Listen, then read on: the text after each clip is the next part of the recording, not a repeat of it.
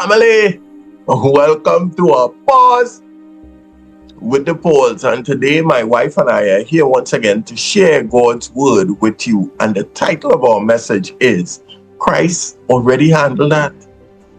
And our text of focus is taken from Genesis chapter 3 verse 15. And it says, "And I will put enmity between thee and the woman, and between thy seed and her seed. Yeah. It shall bruise thy head, and thou shalt bruise his heel." Have you ever noticed something? Sometimes the enemy doesn't come at you directly. Sometimes he comes through people. That's right. You know, sometimes it's criticism, yeah, or betrayal, even gossip, and most of all, opposition. You know, it feels like people are attacking you, but what's really happening is a spiritual battle. But here's the good news. Long before we ever face these battles, God already made a promise in Genesis 3:15. Amen. After sin entered the world, God told the serpent, "He shall bruise thy head, and thou shalt bruise his heel." In other words, brethren, the enemy might strike. Yeah. He might cause pain. He might bruise the heel.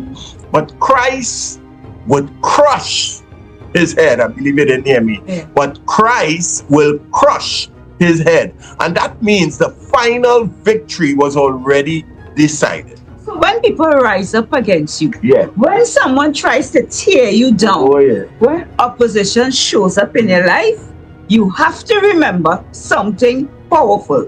Christ already handled that. The enemy might try to intimidate you through people. Yeah, but Christ already handled He that, might try brethren. to discourage you through criticism. Yeah, and I say it again. Christ already handled that. He might even try to block your purpose through rejection. Yeah, but Christ already handled that. Because the victory of Jesus didn't start at the cross. Oh, yeah. It was promised from the beginning. And when Jesus died and rose again, Yes. he fulfilled that promise. The enemy's head was already crushed. Yes. And the devil might still make noise, squeak, but he's fighting from a defeated position.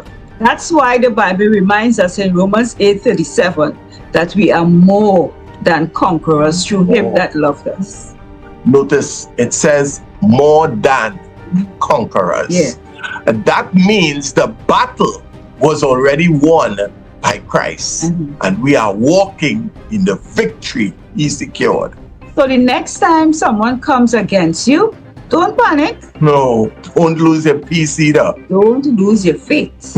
Just remember what heaven has already declared. The enemy may try to bruise the heel through circumstances and people, but the head of the serpent has already been crushed. So stand firm, keep walking with Christ, and remain and remind the enemy of this truth. Christ already handled that. Have a blessed day.